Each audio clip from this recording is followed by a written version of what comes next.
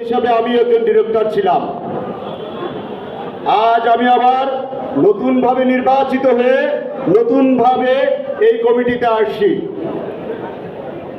আমাদের সামনের পথ চলা এবং আমি আশা করব ভবিষ্যতে যেন এই গণতন্ত্র ধরে রাখতে পারি আমরা, এবং এই নবনির্বাচিত কমিটি যেন সুন্দরভাবে পরিচালনা করতে পারে, এবং এই নবনির্বাচিত কমিটির কাজ করার জন্য আপনারা আমাদেরকে সকল সময় সাহস এবং সহযোগিতা প্রদান করবেন। আমাদের মূল বিষয় হচ্ছে বর্তমান প্রেক্ষাপটে আমাদের ব্যবসায়িক প্রধান সমস্যা হচ্ছে ভ্যাট এবং ট্যাক্স।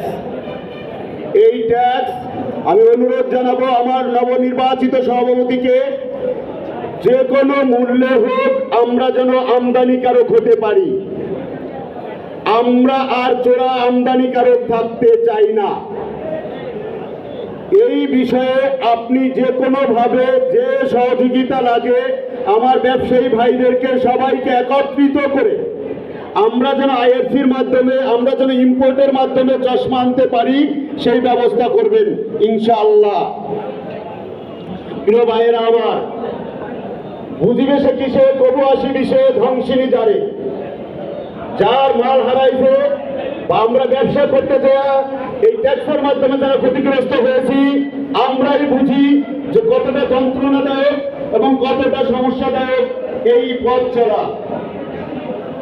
বাংলাদেশ চশমা শিল্প মৌলিক সমিতিতে বিগত দিনে যারা ছিলেন তারা আমাদের এই কর্ণপাত, আমাদের এই কান্না কখনোই তারা কানে নেন নাই।